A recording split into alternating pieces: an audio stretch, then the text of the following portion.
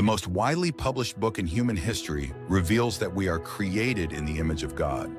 Throughout our human journey, each encounter is an opportunity to see the shared humanity in ourselves and others.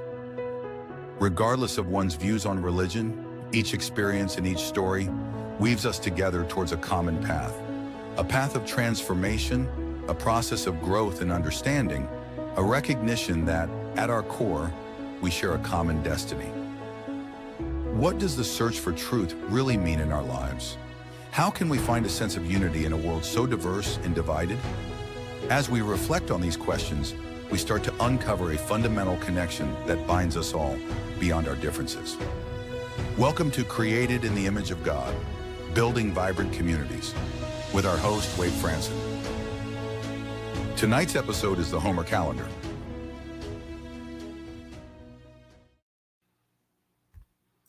Good evening, everyone, and welcome to Created in the Image of God.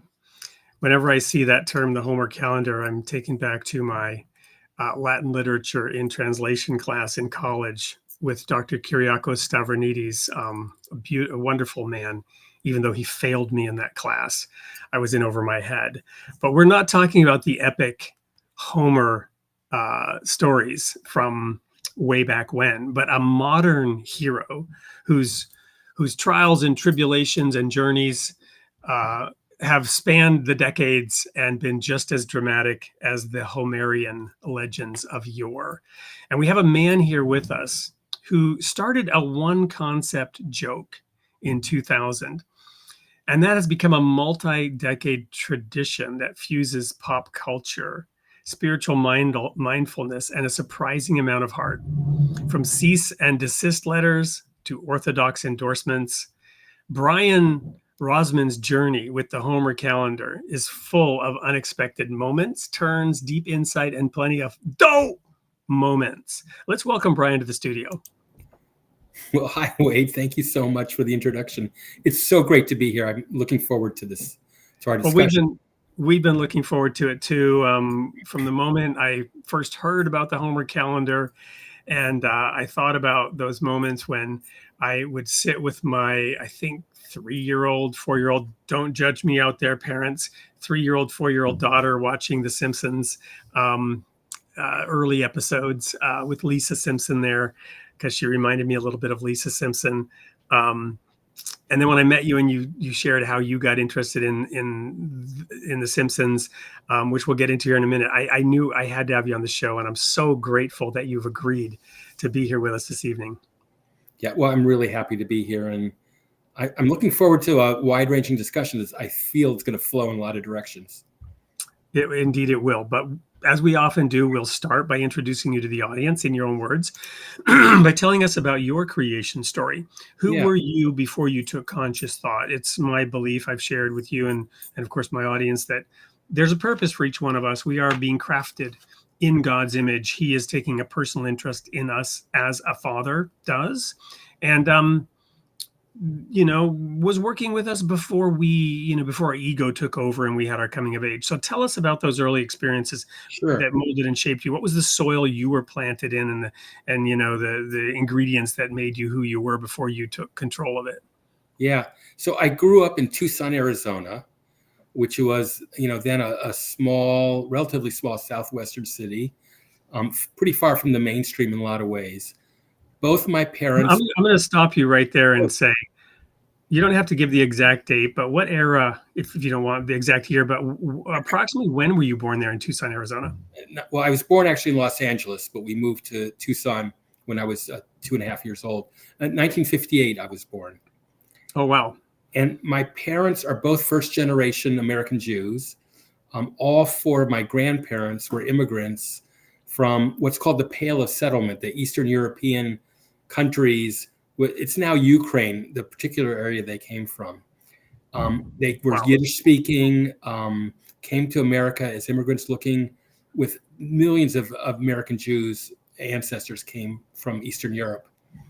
And my mother's family settled in Chicago. My father's. Did they come in the 20s or early 30s? When did they arrive? In the 20s. And they got out in advance of the lockdowns. Right. They were ahead of the but things were tough then. There were local pogroms. There was a lot of anti-Jewish violence in their lives. My dad's family moved to Brooklyn, and which was a hotbed of sort of very intensely Jewish life. They were Yiddish speaking. They were involved in kind of socialist Yiddish community. And my dad actually grew up speaking Yiddish at home and playing stickball on the streets of Brooklyn. And then they moved to Los Angeles when he was in high school. My mom. And let me pause you again there. For those who don't know, and I didn't realize this until I lived in Germany for 10 years. Yiddish comes from the term Jüdisch, which means Jewish, which means it's how the Germans, would describe the Jews speaking their language. Yeah. And Yiddish is kind of it's mostly German, really, isn't it? It's And old, right? It evolved from Hebraicized Old German, right, and evolved into a very strong literature and a very evocative language. And I want to also take a moment here to unpack, and correct me if I'm wrong, because this is something that I really just learned from one source, and you always have to check multiple sources. But I'd never heard this before. We'll talk about all this as we go forward. But I was in Israel in 1980 at a kibbutz, right? And a kibbutz was basically a commune, right? So what I did socialist commune, yeah, in a lot of ways. What I didn't realize is that, interestingly, in terms of the term the Middle East, Israel was about as close as you could get to a communist nation without it actually being a communist nation. They were probably more communist than any other socialist nation. Is that fair at the origins? Yeah, so it was a real strong mix, but the early Jewish immigration after World War I in particular were Jewish socialists, secular for the most part, believed in there was a kind of thing called labor Zionism, where they set up these kibbutz communes where nothing was owned, work was shared on a work schedule. The kids were educated by members of the kibbutz. There were kind of a nobility of work was very much a part of their ethos. It worked really well at that scale and with people of that background. I'm reminded of my own background in Sweden, where socialism also had its own unique character, but it was an ethnically non-diverse people who took hold of the concept and said, we want to create a better nation. And when I say ethnically non-diverse, I don't mean racist. I just mean they were ethnically non-diverse. There was no other ethnicity there, right? Yeah. To be ethnically non-diverse doesn't mean you're racist, as many people who would sort of lean in that direction would be thrown for a loop when they consider that many nations in Africa are ethnically non-diverse, right? So does that make them racist? No, it just makes them ethnically non-diverse for historical reasons. But the point is, Swedish socialism was also incredibly successful because of the nature of the people who were deploying the concepts. Well, certainly in Israel, the varieties of socialist life, there was intense ideological divisions among the kibbutz members, right, over very tiny issues of sort of socialist thought. Well, and my background, I was in a sect, a denomination, if you will, very devout, very focused on the Bible. Eventually ended up in a bickering, fragmented, squabbling people over, not literally, of course, but how many angels could sit on the head of a pin kind of discussion, right? Every little twiggy point of doctrine became a point of division. But what I want to get at next, and this is the piece that I just learned, there was, I don't know how official it was, but there was some method of controlling who was let into the state of Israel. And those very people that you described, these sort of secular socialist Jews, had pretty much the authority to determine who would come in and who would stay out. And the people that were allowed in were those people who were ideologically a little bit more aligned. And I'm not saying it was rigid. I'm not saying it was tightly controlled, but in general, the demographic skewed in that direction. From what you know, does that sound fair? Mostly, but not fully, because there was another group of immigrants coming from Arab countries. Right. from North Africa in particular, also from Syria, and they did not speak Yiddish, they did not speak Hebrew, they spoke a Middle Eastern language that was a Jewish version of Arabic, and they also came in and If it's called Yiddish, maybe it was called Arabish. I don't know. Anyway, go ahead.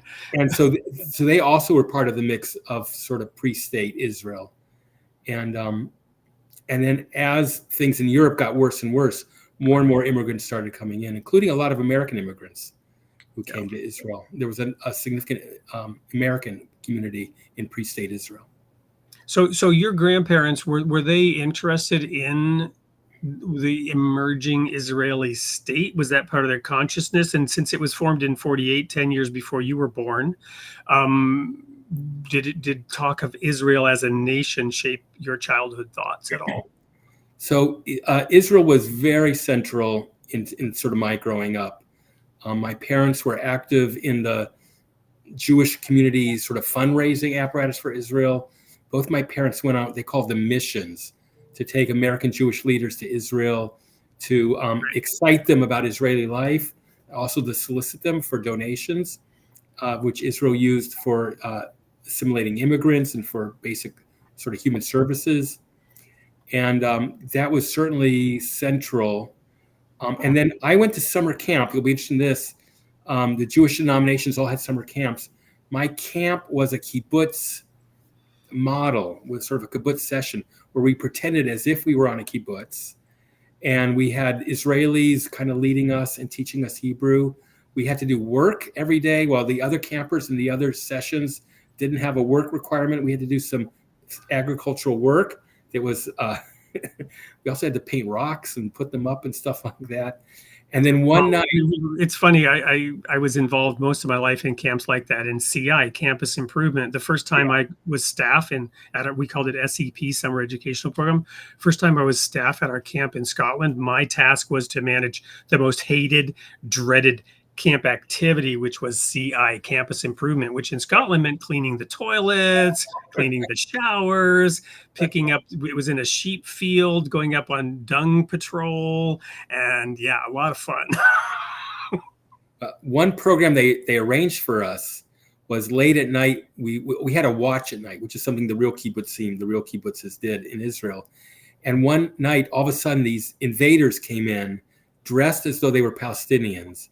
And they were a Palestinian attack in the middle of the night.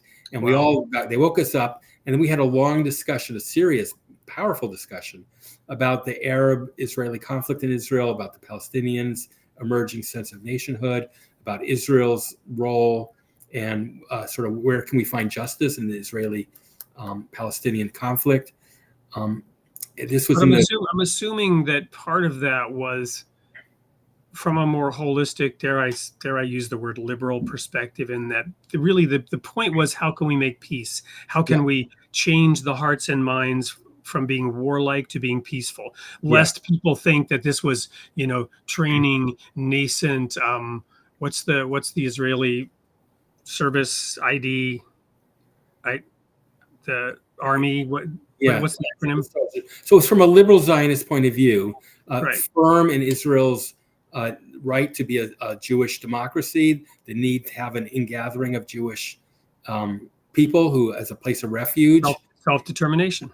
And self-determination, but recognizing the humanity of Palestinians by confronting us as we were high school kids, but confronting us with people pretending to be Palestinians and having a back and forth discussion about the real issues, which kind of elevated in my mind this whole discussion, from living it in a simulation is a lot better than reading a book. It's the IDF. Now I never the Israeli Defense Force. Yeah, that's their own. I never heard the term IDF. So it wasn't to prepare and train IDF forces. It was rather to teach you about peace and reconciliation and how to bridge the gap. As American Jews, not as Israelis, but as American Jews who they wanted to build support and identity with Israel, but they weren't preparing us to necessarily to move to Israel. Right. Okay. So, wow, those are your early childhood experiences, and obviously they had a profound effect on you. So The then tell other us thing more. I just want to mention, I was in this Jewish leadership group in high school, and they picked 5 Protestant kids and 5 Catholic kids and 5 Jewish kids to go on a retreat together with Protestant clergy, Catholic clergy, and some Jewish rabbis. And we had like 3 or 4 days together, and that was a very powerful experience for me growing up.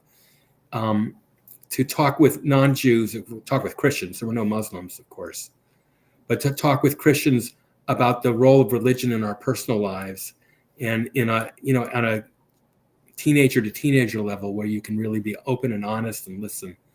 And that was another part of my growing up I thought that your audience would appreciate. Yeah. Awesome.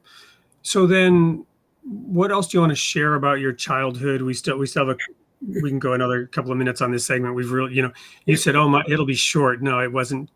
For you, maybe those experiences don't seem that fantastic, but they are so important for awareness and understanding and cultural awareness. Well, the other thing I would raise is the role humor played in my growing up. I would read every week Mad Magazine, and then I graduated to National Lampoon magazine, which is Alfred E. Newman, is that a Jewish name? I don't know, but the writers and the founders were all Jewish of Mad Magazine. Yeah. And it very much reflected a kind of urban Jewish sensibility, I think, particularly a New York City Jewish sensibility. And Stan Lee, was he Jewish as well? I believe he was. Yeah. I believe he was. And then National Lampoon, and then me and my friends, we would tape each week the National Lampoon Radio Hour, and we would I went to a Cheech and Chong concert as a kid, and lots of other kind of humor. Were your parents appalled? I don't think they knew what it was exactly. But sort of being more than a casual acquaintance with humor was certainly part of my growing up. Well, God has a sense of humor. We really does. We won't go into some of the things he laughs at right now. We were talking a little bit about that earlier. So then very briefly, your coming of age and getting into your vocation, so that we can move on and show a couple of these clips that are going to form the first commercial break. Well, I got very interested in politics and political works. As a high school kid, I volunteered for Mo Udall. I don't know, people our age might remember Mo Udall, who I remember the name, from Arizona, a kind of progressive environmentalist. He ran for president. I volunteered on his campaign on a bus. We went to Wisconsin. What year was that? When 1976 was his campaign. Oh, wow. year. And then the next 2 summers, I went to. Was that when Gerald Ford was replacing Nixon, but wasn't it Mondale? So Jimmy Carter ended up getting the nomination. Oh yeah, Carter, right. We were in Wisconsin at the final primary, Carter versus Udall, and Carter won that by 0.5%. And went on. But I worked for him in his congressional office the next summer, and I worked on his campaign the next summer, and that kind of set the other half of my path. There's the Jewish path and then the political path, and those continued to intertwine after college. I worked for a congressman who had just got elected. He was the first Holocaust survivor ever to serve in Congress. His name was Tom Lantos from Northern California. And he wanted to use his role as a member of Congress to fight for Israel and what Israel's needs were, and to fight for human rights. He saw the Holocaust as something that needed to be universalized. And so one of the best things I got to do as a staffer was form the Congressional Human Rights Caucus at a staff level that he chaired with a Republican congressman. And that Congressman Lantos went on. I left to go to law school, but he went on to be chairman of the Foreign Affairs Committee in the House. And they created the Human Rights Caucus, became an institution permanently, now called the Tom Lantos Human Rights Institute for Human Rights, as a congressional watchdog over human rights permanently, named after the guy I worked for. Wow. Well, we'll have to have you back on the show to talk about all that, because I'm going to go on a slight digression here, very quick.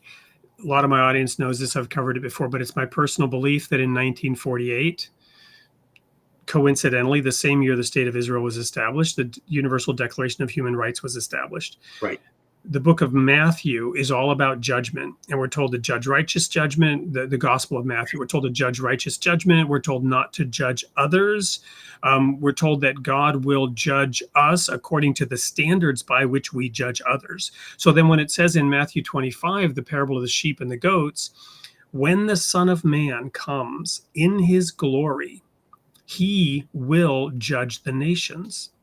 And he will separate them like a shepherd separates the sheep from the goat. And I gave a sermon on this in Estonia back in like 94, because I wanted to know how can we become a sheep rather than a goat, because the characteristics of the sheep and the goat were so similar. What made them different? Why did the sheep decide to do one thing and the goats decide to do the opposite, when everything about them was so similar? And I dove deep into this, and I've chewed on it for decades, and it finally came clear that the Universal Declaration of Human Rights is exactly the things where the sheep and the goats were judged by. Did you give people water? And at a national level, are you providing clean water for your citizens? Are you providing healthy, safe food? All the things that are coming about. Are you protecting the earth? Are you visiting people? Are you treating people fairly when they're accused and in prison? Are you visiting the sick? All these human rights issues are how the nations will be judged. And the nations themselves set up the Universal Declaration of Human Rights as the standard of judgment. So to me, it's the fulfillment of a prophetic time frame in which judgment is now upon us as a species, as a planet. And we've erected these institutions, the League of Nations and the United Nations, and this judgment is unfolding. And it's just interesting, the coincidence of the timing of the establishment of the State of Israel, the return of the Jews to the Holy Land, with that Universal Declaration of Human Rights. So we're going to have you back on the show sometime just to talk about all those experiences from your perspective. But feel free to share some comments now, too. Well, I was just going to jump in and say both are connected to the world reaction to the Holocaust. And amen. Absolutely. That's how the timing works. Absolutely. But the Lantos Human Rights Commission very much uses the International Human Rights Treaty as their kind of charters to how they act. Yeah. Okay. So now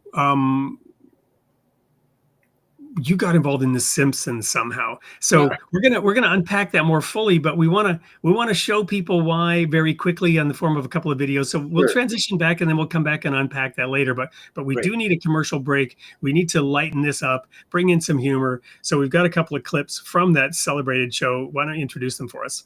So the first one is Krusty the Clown's bar mitzvah service. So Krusty the Clown is the most Jewish character by far, although there are dozens of others who end up being Jewish for one reason or another. So Krusty finds out he wants a star on the Jewish Walk of Fame. And he finds out that because he never had a bar mitzvah growing up, he's not allowed to have a star. And he's just so bereft.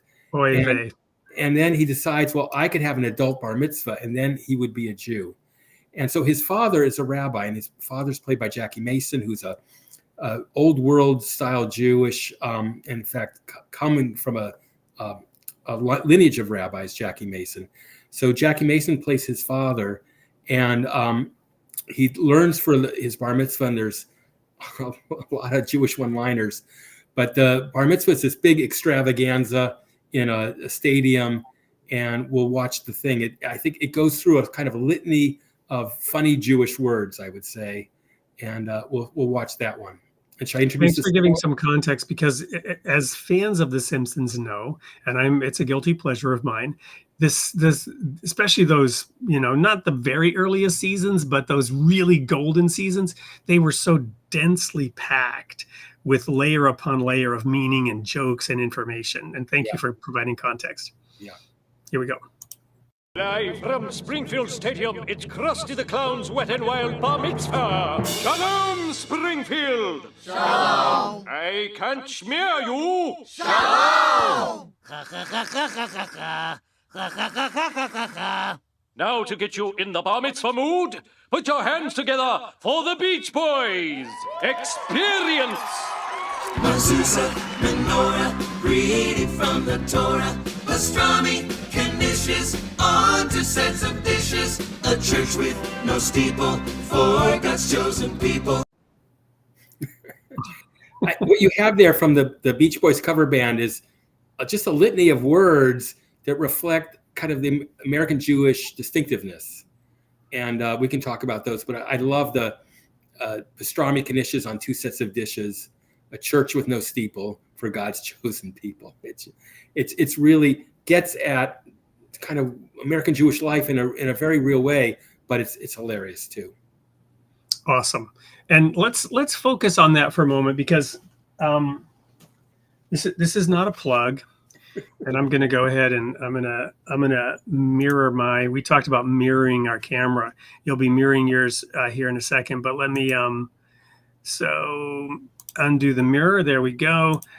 This is my first book, The People of the Sign. And I've shared with you, and my audience knows, I kept the Jewish Sabbath from Friday sunset to Saturday sunset for decades. I was a minister in what could be considered Messianic Judaism in reverse. We were Christians going back to the Torah, going back to the Hebrew scriptures, and trying to obey the law of Moses, because Jesus was a Jew and we didn't find that he told us not to. He celebrated the Passover. He celebrated Pentecost, which we'll get into here in a minute. Of course, he then transformed the meaning and the symbols. But anyway, the point is, the seventh-day Sabbath is the sign of that book, right? So, I have a huge affinity for it, and to have that come out into the mainstream, I can sort of feel a little bit of what it must have felt like for you to hear those words and see that cultural identity on the public stage. Why? Because that part at the end, right? The people of the sign, the chosen people, the church without a steeple for God's chosen people. That's the problematic piece, right? That's the part, going back to the Cain and Abel story, where God favored Abel's sacrifice. Yeah, he looked to what Abel did, and with favor, and he looked upon, and it wasn't their person, it was their deeds, right? It was what they did. He looked upon what Cain did with disfavor, and that's the start of this whole mess.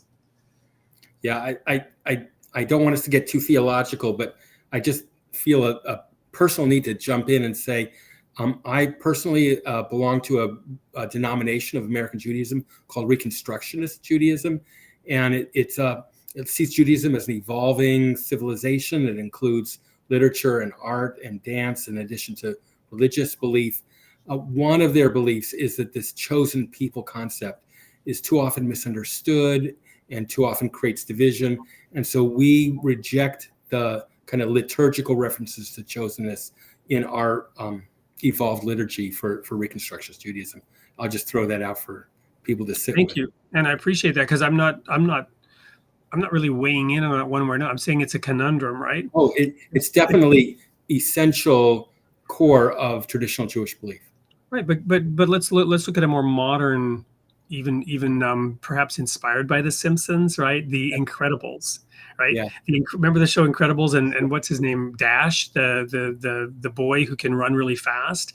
He's in the, this is coming to mind now. He's in the car with his mom, and he had used his superpowers in school. They've now undercover because their dad got in trouble or whatever. They had to have a normal life, and Dash used his superpowers at school, and he wasn't allowed. And his mom is saying, everybody's special, and Dash looks away from her and says, which means nobody's special, right? And it's that everybody is special, yeah, right? Everybody is chosen, right? Yeah. And the choosing, it's really our choice. We get to choose whether we are the chosen people or not. So this may be offensive. I'm not saying I could become a Jew in that sense. I know there's a path to become a Jew, sure, but I'm saying I felt very much special and chosen because I was submissive and obedient to God. In the Christian scriptures, there's this conundrum where now Christians believe Jesus is God. And I'm not commenting on that right now at all. But there's this weird verse. If you accept that, then how on earth could it be true that the scripture says Jesus learned obedience through the things he suffered? You could sort of whiffle waffle that away, but why would God need to learn anything, and specifically obedience? Right? Right? So, but the point is, it's our choice. We can become the prodigal son by choosing to come back towards the Father. We can also say, give me my inheritance. I'm out of here. I don't want to be a part of that. And God honors that too. Yeah. This gets really complex, and it gets actually beyond my expertise, but I really appreciate the discussion. Awesome. Well, let's go to that next clip. Sure. And you know, all this inspired by The Simpsons, right? Yep. So I love this next little clip. So the next is a few seasons later, Krusty's father, the rabbi, dies. And Krusty is just bereft, of course. And he starts imagining what Jewish heaven is like. And he sees, it's a great things. There are lumberjacks cutting down slices of a kosher pickle forest. And then there's free egg creams at Ebbets Field, where the Brooklyn Dodgers are playing the New York Giants, right? The sort of old Brooklyn. This is my dad. This is how my dad grew up. There's an Oys R Us store, and he sees the Joe Lieberman Presidential Library. This is all in his kind of woozy imagination, thinking about his father at heaven. And then he sees his father coming to him in heaven, looking like Moses, and that's what this clip will show. It's just wonderful. Awesome. This place is amazing. Schmuck! There's no Jewish heaven. Our faith teaches us that once you're dead, that's it, kaput, it's dark, it's cold. It's like that apartment we lived in before I started doing weddings. But you, my son, remain...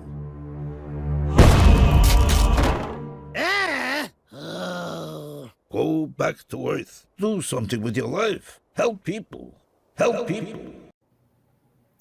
I love that. Do something with your life. Help people. Help people. And that's a very Jewish message of not worrying so much about the life to come, but making this life here, doing what you can to make this world better. And for me, that's certainly how I've tried to live my life. It's a goal that I've set for myself. And here you have it being in the voice of sort of Jewish tradition in this little cartoon. And is that like pretty much 100% of all the different variations of Judaism do not believe in an afterlife, or are there some that do? So it's not that they don't believe in an afterlife. It's that is minimized. That's in God's hands. And what we're here to do is not count where we'll go in the afterlife, but like God will take care of that if we live a good life here and we use our life here to do the best we can, including following God's ritual rules, which we'll go into. That's the Omer calendar. That's part of what people need to do, what Jews need to do. It was incumbent on Jews to follow the ritual rules. And that's a great segue. Let's go deep into that rabbit hole. That's what I was trying to do here. What is it called? The Omer, Homer's Omer. What? Share the joke. Share the joke with my audience. Yeah. So it takes a lot of lead in, but here it goes. Yeah. There's a Jewish ritual called counting the Omer. The Omer actually is a measure. It's about 9 cups. It's a measure of grain. And in ancient Israelite religion, pre-Judaism, during the time of the Bible, of the Jewish Bible, what Christians call the Old Testament. So not necessarily Noah, but Abraham, or no. Post when the Jewish when the Israelite kingdoms, when the prophets were active, and the Jewish temple stood. So there were rituals. The way you expressed your love of God was bringing sacrifice. But during the time of Joshua, and then the judges, and the kings. Yeah. So you expressed your appreciation to God by bringing sacrifices. You asked things of God by bringing sacrifices, and the sacrifices were also a method for distributing food to the priests who did not own land, and of course it was an agricultural society. And so, and for the audience, so land was divided up among the tribes of Israel, and the tribe of Levi, and the yeah, there was another one, right, that did not get land. Right. And so there were three main agricultural holidays in the course of the year that celebrated three different harvest periods. There was the spring harvest, which was for barley, and that became the Passover holiday. Then 49 days later, 50 days later, 7 weeks and a day later, was the summer harvest, which was for wheat. And that was called the Feast of Weeks. And each day in that 49-day period, you would bring an offering of barley that would be called an Omer, because that was the amount that you would bring, an Omer. And that was just part of the daily life of Israelite religion during the times of the temple. The temple was destroyed in the year 70 by the Romans, and that whole religious system that was very complex and developed vanished or couldn't be done anymore. And there were efforts to rebuild the temple, but that got crushed later by the Romans. And so Judaism had to evolve from this new non-temple religion. And one of the observances was to remember those 49 days of offerings by counting the 49 days. And that counting is called counting the Omer, because you remember the Omer offering, the barley offering that used to be done. It's so complex. And for traditional Jews, it's just automatic. They don't even think about it. But anyway, the counting requires one to ritually count day 1, day 2, day 3, day 4, and so on. And so the joke is, instead of counting the Omer, we're counting the Homer. We're counting Homer Simpson. And that's the full joke. But when you see the website and what I have to show you, it got developed into a lot more than that. But when I heard that joke, I said, oh, this is great. Why don't we make something called Counting the Homer? And there would be a Homer Simpson for each of the 49 days instead of just the numbers for the 49 days. Because there are these counting aids that have been developed to help people remember. Because every night you have to stand, you have to say the blessing, and you have to declare how many days and how many weeks for 7 weeks in a row. And that's tough to do 49 days. And is it kind of also like for the kids to add something that's lighthearted to help the kids enjoy it more? Was that part of it? I mean, obviously, The Simpsons works for kids and it works for adults because it's adult humor packaged in a children's package. So I created a website, the Homer Calendar website, which we can talk about. But I did get thank you letters from religious school educators, Jewish religious school educators, saying they were using the calendar with their students to bring some lightness and some a memory aid for counting the Omer to their students. So yeah. And now is the time to reveal your initial interest in The Simpsons. Well, the Tracy Ullman Show, I don't even remember. This was a cartoon that was added to the Tracy Ullman Show in the late 80s, early 90s. Then it spun off into its own show. And like most of America, this was wonderful humor. It was really so, like you talked about the golden days in the early 90s until maybe the late 90s, or 5 to 8 years that people say were just the best. It was so smart. It was so packed, like you said, with jokes. And there was some Jewish life into it. They did in 1991 a parody of The Jazz Singer, which is the first time you learn that Krusty the Clown is Jewish. Krusty's dad has pushed him aside because he doesn't want his son to be a clown. He wanted his son to grow up to be a rabbi. And the Simpson kids try to reconcile the father with the son. And they do that using real Talmudic quotes, like actual verses from the Talmud. And eventually they're reconciled as the happy ending of the show. And from then on, they would have Jewish stuff drop in every year, 2 or 3 times, sometimes obscure things, sometimes very mainstream things. But meanwhile, in the year 2000, I heard about this Homer calendar joke that actually wasn't original to me. Someone else told me. And I just envisioned in my head this website. And this was a time when people were making homegrown websites in the early days of the internet. And I loved being a hobbyist in this stuff. And so I created this crude site.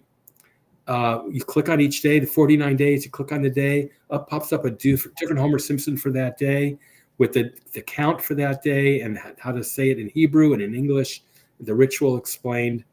And it just took off. And if you want to talk about cease and desist, I can talk about that now, or we can hold that for later. But yeah, no, let's go into that. Well, actually, this is so fascinating that I'm forgetting I have an obligation to some others. So we're going to go to a quick commercial break. Yep. When we come back, we'll talk about the cease and desist letter and maybe share a little bit of background about this next promotional video. And maybe it all ties together somehow in some mystic way. Don't go anywhere. We'll be right back with more of Brian Rosman, counting the Omer, and Homer Simpson. Friendship and laughter and flying kicks. Only together the world we can fix. God's game for different things.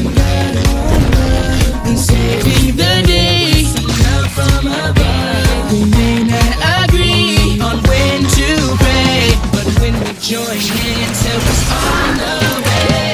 Crisscross is kind but never weak. He'll blow you away with his other turn sheet. Ninja has the power to analyze 18 ways to stop the bad guy. Taekwon Hindu can hear the words of animals, insects, plants, and birds. Sumo Slim can spin a tail to capture our enemies without fail. Together we're better, we stand for each other, fighting for others for now and forever.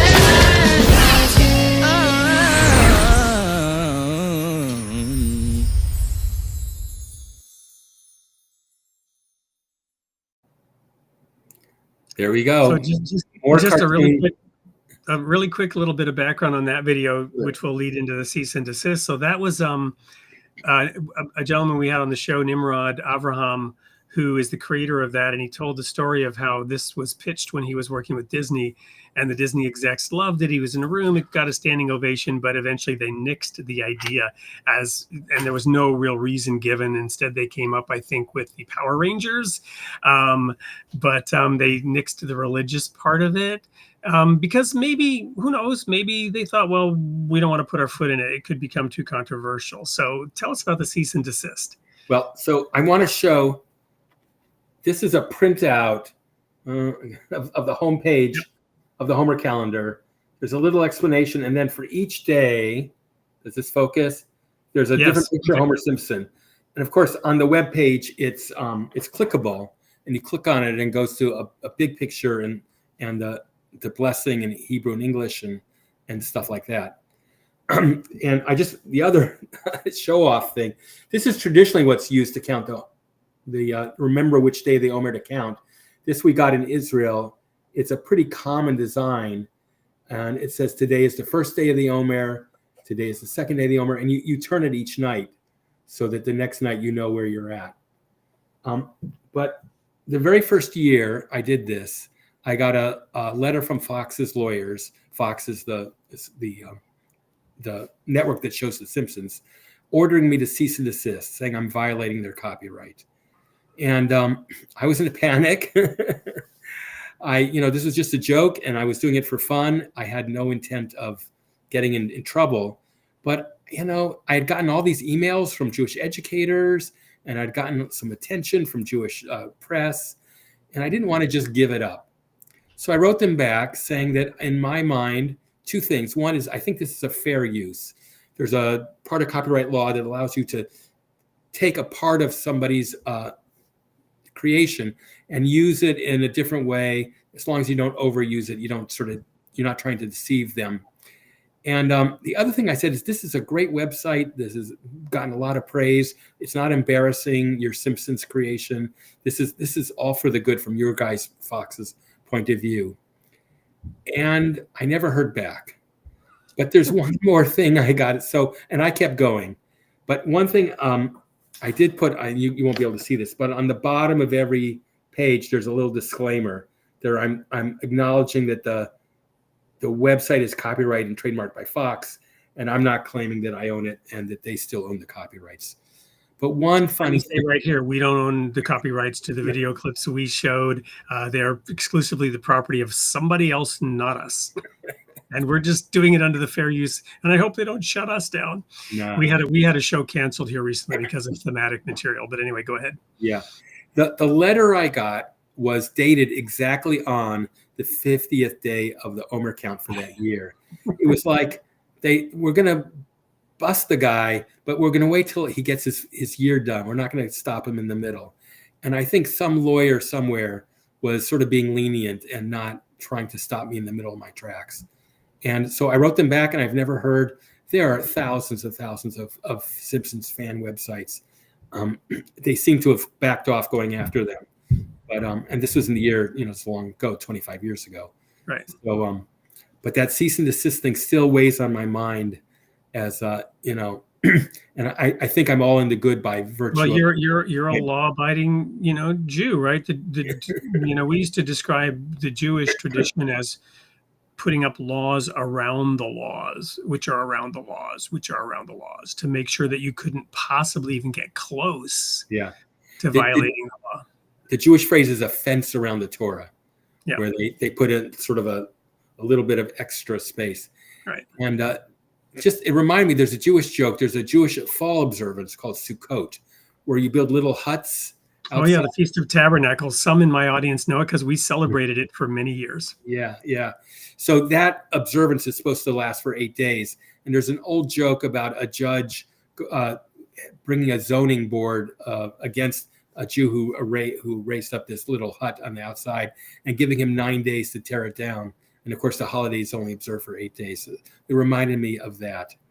Yeah. And I got to share a little joke here since we're talking about humor. You may have heard this. Somebody told me this joke the other day, and they kind of dragged it out. I'll make it really quick. There was a time when there were Jews and Catholics living in the same apartment, and the Jewish wives were making this delicious chicken on Friday, and the smells were like wafting through. And of course, the Catholics only had fish on Friday. And this became an issue, and the Jews were a minority. So they gently but insistently kind of pressured them to stop. And they eventually sort of got them to the point where they were baptized, and then they stopped doing their chicken stuff on Friday. But after a little while, and the thing was, the Catholics said, well, you were born a Jew, you were raised a Jew, but now you're a Catholic. And then lo and behold, a few weeks later, suddenly they're smelling this chicken smell again. And they go to you may have heard this, you're laughing, right? They go to the door and knock, and the father, says, what are you talking about? There's no chicken here. Come see. And so they go into the chicken and they open the pot. They go into the kitchen, they open the pot, and there's a chicken boiling in there. And they're like flabbergasted. What is this? They said, well, it was born a chicken. It was raised a chicken, but now it's a fish. That's great. And the whole God's gang idea and some of this coexistence, and even back to your summer camp, how do we learn, right, to celebrate? And just like the cease and desist order, which was then not rescinded, but coexistence and tolerance was allowed, right? The war was averted. That's really one of the things we're looking for here, right? And does so let me share this question from the audience, from Thomas Fitzgerald. Do you see the Homer calendar as a form of midrash, reinterpreting tradition through modern lenses? So that's just a fabulous question. So midrash is a Jewish word that is the practice of adding on to the stories, particularly Bible stories, but also more than that, and filling in the spaces that aren't necessarily in the text. And this has gone on for thousands of years. Jews enriching the Jewish narrative with with extra stories that are not scriptural, but become holy by virtue of acceptance by the community. And it's kind of presumptuous to say yes, but I feel honored. In some small limited way. In some small limited way, I guess that's what it is. I'm sort of adding on to the way Jews are observed. One of the most treasured responses I got was a Facebook friend. So I post every day during the 49 days on Facebook and on Instagram. On Twitter, I dropped Twitter after it got kind of tough to be there. But it was from a woman in Israel who called herself Savta Rivki. So Savta means grandmother in Hebrew. And Rivki is a very old-fashioned Orthodox Jewish name, from the old country kind of style of being Jewish.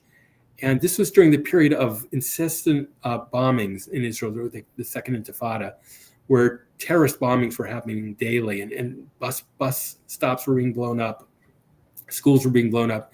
And she said to me, "Thanks, I really needed this." And it warmed my heart so much that by adding, she counts the Omer every day. She doesn't need a Homer calendar to remind her in her life, in her community. But to be able to do this for somebody who, and we would correspond every year. She would thank me every year. I would tell her how much I appreciated her appreciation and her comments. And sadly, she died a few years ago. But I still have Safta Rivki in my mind every year as I post the calendar. Wonderful. So what is, obviously the calendar was embraced kind of broadly, it was a sensation in a way for a little one line joke that has one guy behind it doing it faithfully. How big did the thing become? And with the Simpsons is still airing, but I would say the popularity has waned a little bit.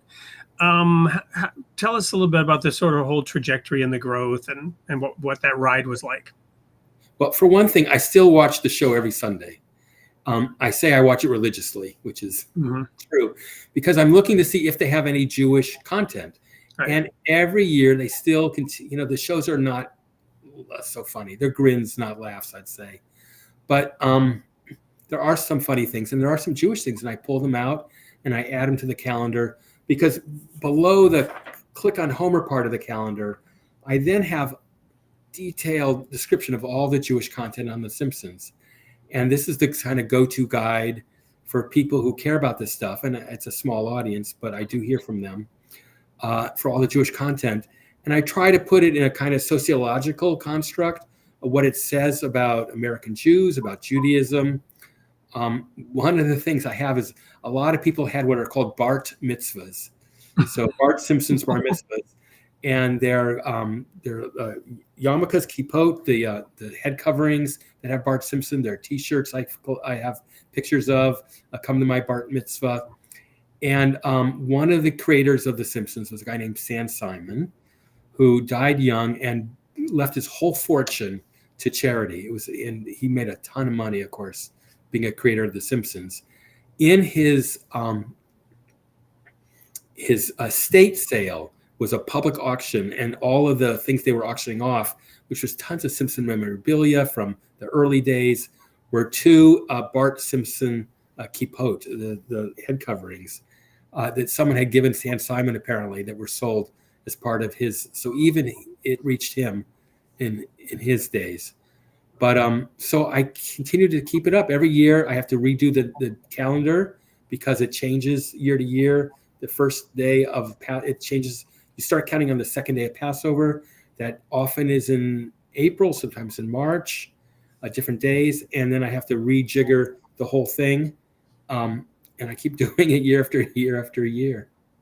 Well, I'm gonna ask a question and then go to a question from the audience. We'll kind of just, I guess, segue and blend into that. I'm going to skip the last commercial break. Sorry, Royal Falcon Foundation. You get lots of press from us anyway. But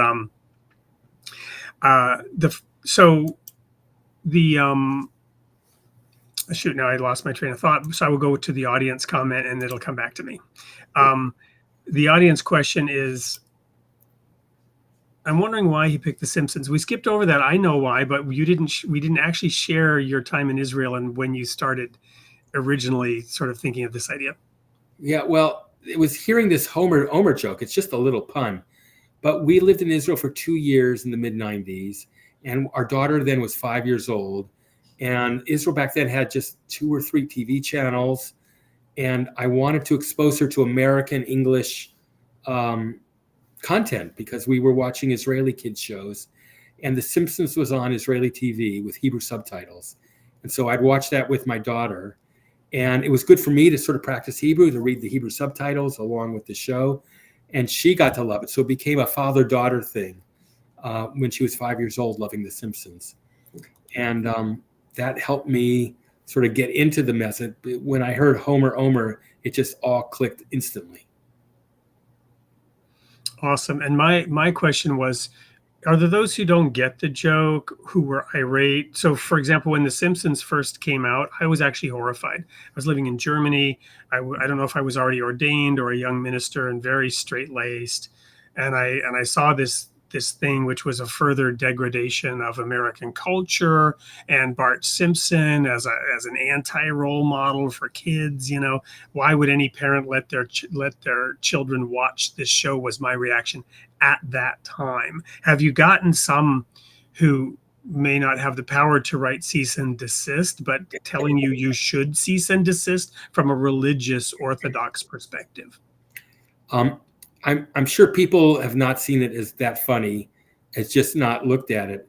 But I was very proud that Orthodox, official magazine of the Orthodox Union, which is the leading American Orthodox Union, it semi-endorsed the website.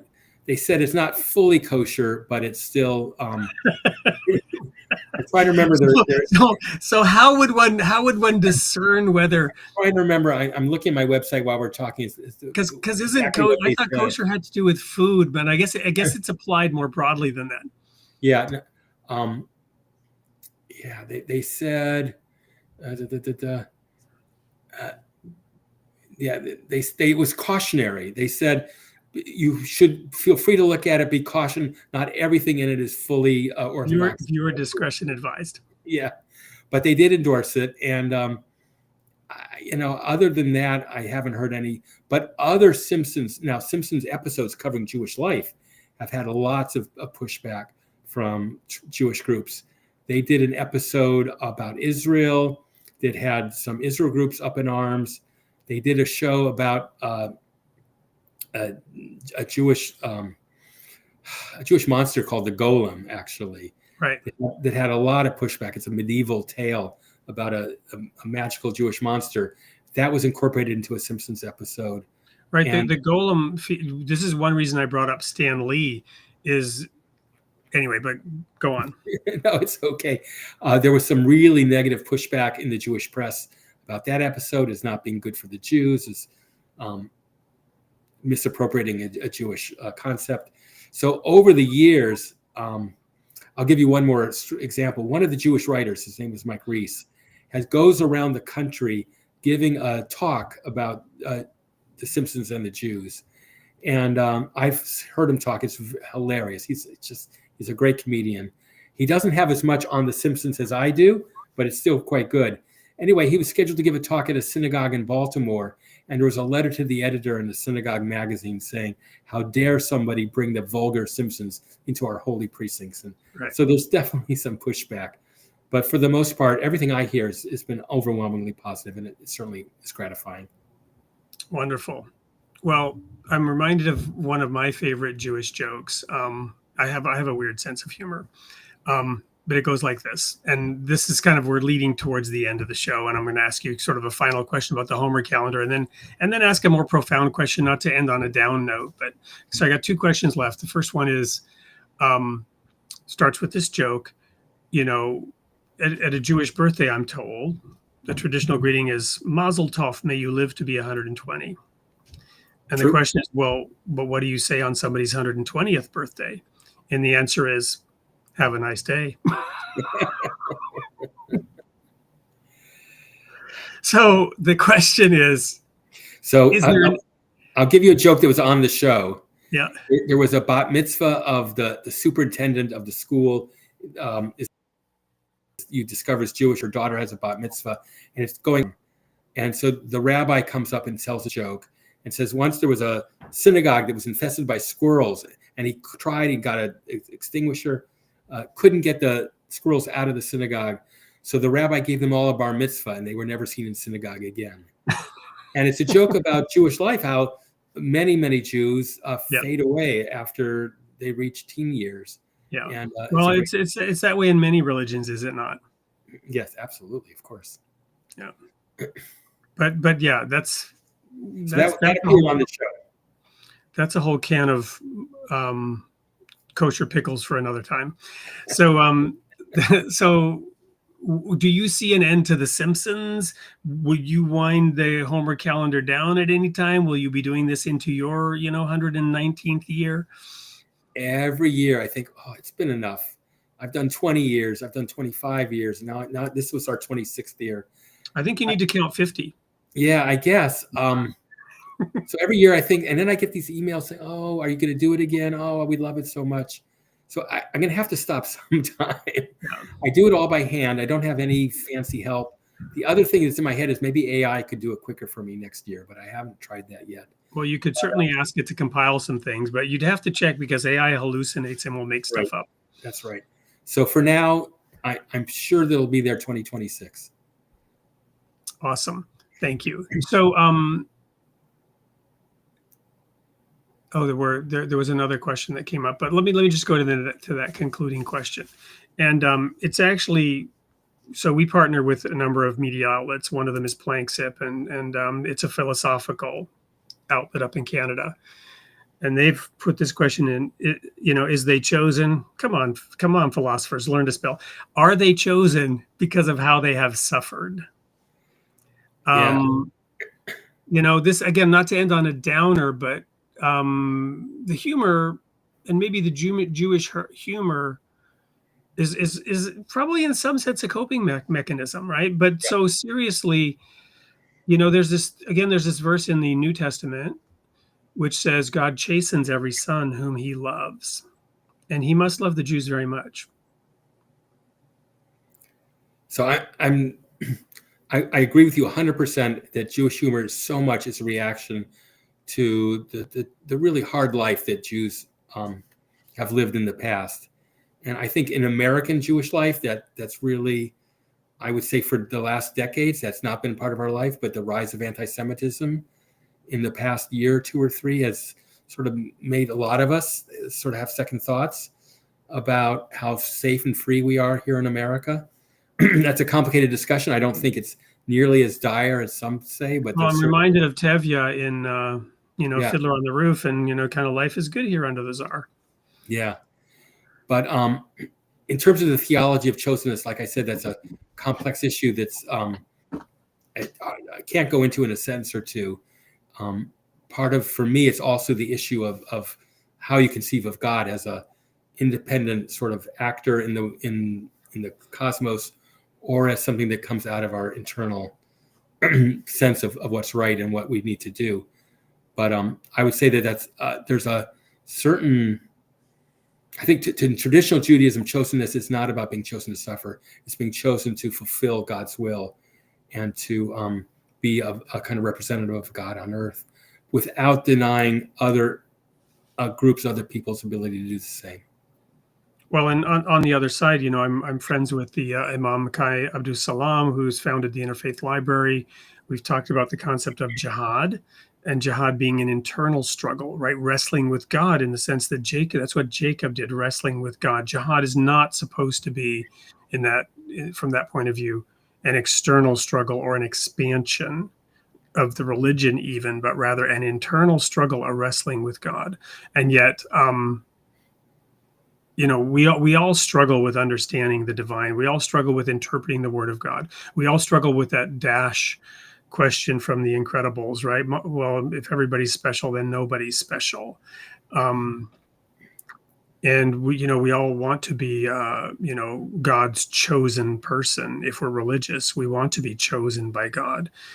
Jesus said, many are called, but few are chosen, which is why I say, we choose ourselves, and everybody can be chosen by choosing to be chosen. There's a Baha'i quote, love me that I may love thee. If thou lovest me not, my love can in no wise reach thee. Know this, O servant. From the Proverbs, to have friends, a man must show himself friendly. Great. Well, as the rabbi says, go do something with your life, help people. Well, Brian, you've helped a lot of people through this website. You've helped a lot of children. You've helped babushkas. That's the word that comes to mind because I can't remember the Hebrew word that you quoted from your dear friend who's passed away. One thing, it's hope for your audience. It's homercalendar.net. Oh yes, of course. Come Google on. Google it. So homercalendar.net, and indeed it is a site for sore eyes. If you are struggling to twist that little dial and count the Omer. But I know one of the questions. So let's conclude on this. It's sort of an interfaith thing. Um, the word Pentecost from Greek, count 50. The reason we know that term is because Jesus, well, he I'm not going to get into theology and religious practice too much, but he kept the Passover. He honored the Passover. He introduced new symbols, but in the intent of keeping the Passover. He actually, I will go there. He actually told people to celebrate his death at Passover. He never told people to celebrate his resurrection at Easter. You won't really find that in the Bible, for what it's worth. Maybe that's a midrash or whatever. But the essential Jewishness of Jesus is sometimes misunderstood or denied. Pentecost, all the disciples were told to stay in Jerusalem and to count 50 to receive the fulfillment of the promise.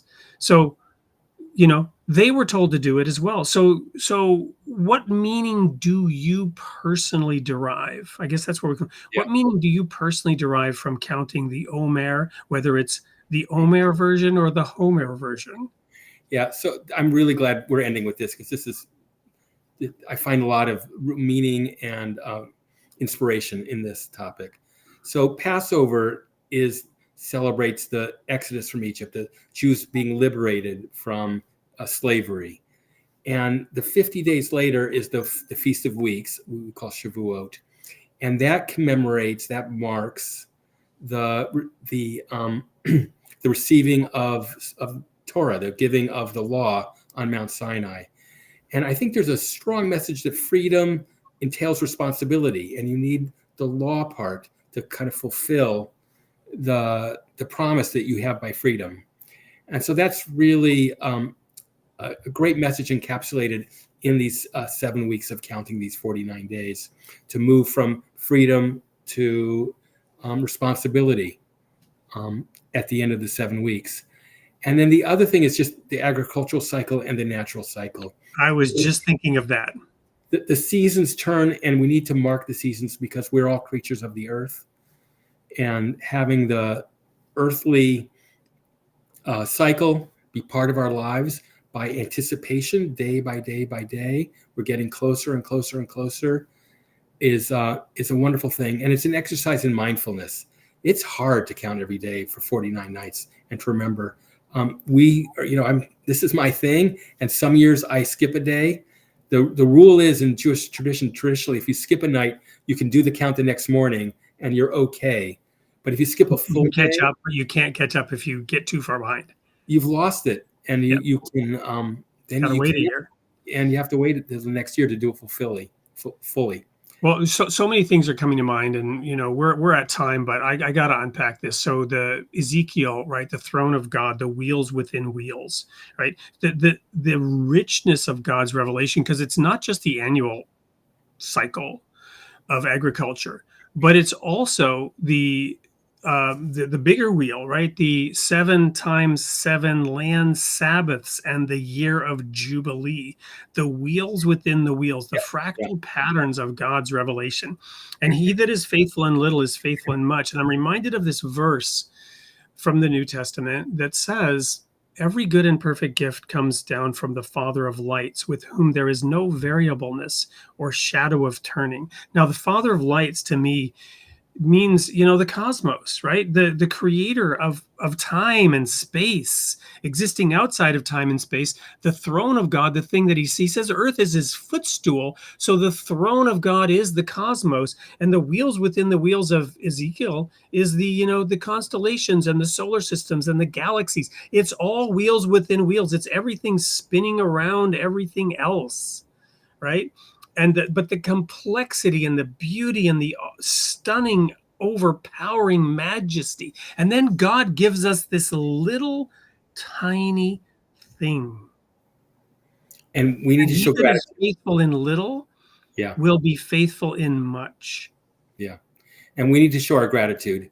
And that's what the practice, the mindfulness, the discipline is sort of making a blessing every day, is bringing gratitude to the forefront of our minds. Which opens up the channel and the rivers of living water to help other people and to do good. Brian, what an honor to have you on this show. Is there anything you'd like to leave the audience with? Because I want to give you the last word. I'll actually have the last word because we're going to go to a video of me doing a sneak peek for next week's show. But I'll let you have the last word before I have the last word. Well, we need to make every day count. And that's what this is all about, is being our best selves by keeping track of what we're doing every day. And, the universe is counting on us, and we need to make every day count. I see what you did there. I love that. Thank you again, Wade. I've really appreciated this. Well, it's been an honor, and we may have you back. We tried to sort of wrap this around the actual holy day of Pentecost. Wasn't that recently? Did we pass it? The Shavuot, we passed it already. Yes. We tried to align it more perfectly, but the spirit is willing, but the flesh is weak. Brian, thank you. Maybe we'll have you back next year and dive deeper into this topic. Great. Well, thank you, Wade. So we're gonna go quickly to the sneak peek. If you want to chat for a minute afterwards, we'll end the show with the sneak peek. But I'll stick around and we can maybe wrap this up offline. So to the audience, thank you for being here. Now you know a whole lot more about counting in the Jewish way and about the Simpsons and what Brian Rosman's been up to these several decades now. Stay tuned. We'll end with this sneak peek of next week's show.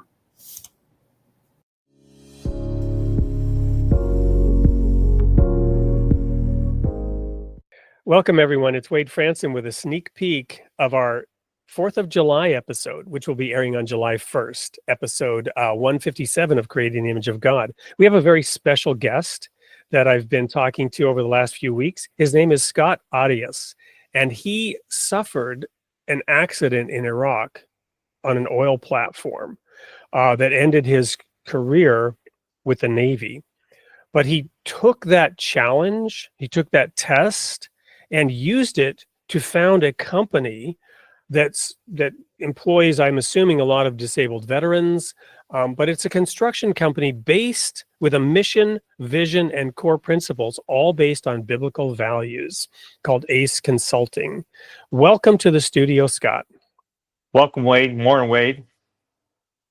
Well, I think we're titling the show Faith Without Works is Dead, right? Because of your vision and commitment to doing good works. Tell me a little bit about how you incorporate that into the vision and mission of your business that you founded. Well, the vision for our company is simply we're in the business of building the kingdom. So the words speak the message, both with our hands, our treasure, our talent, and our time. So you've had success with this. Tell us a little bit about the success you've had. When was it founded, and where are you at now? So I founded the company in 2008, and we, up until we actually started to turn a profit, I was barely making ends meet.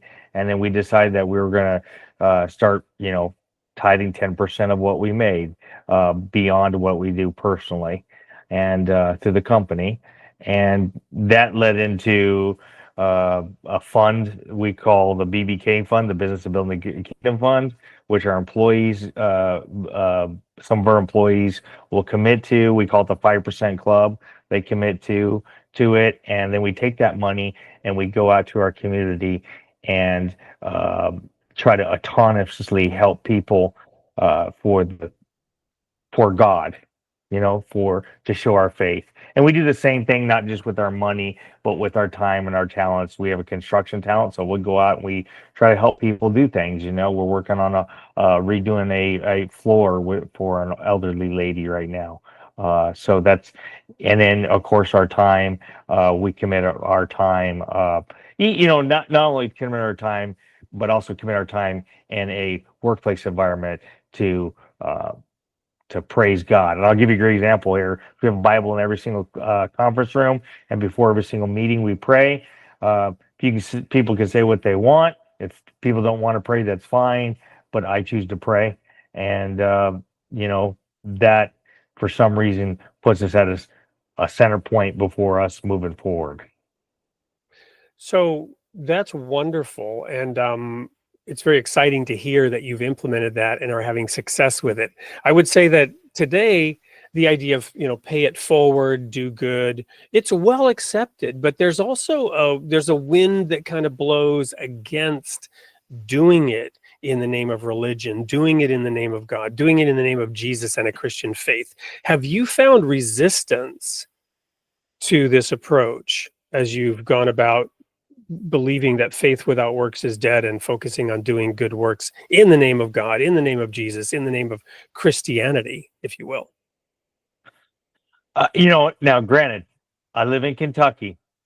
So I mean, and Kentucky is in the Bible Belt, but so you might have more problems if you were in a different location getting it off the ground. Yes, but we also are a worldwide organization, and we've had a little bit of pushback, but generally people forget about the silent 90%, right, or 95, or whatever you want to call it, and unfortunately, I'm busy living my life trying to do good for God, and I don't have a chance to go out there and protest and do everything else. I got to go to work.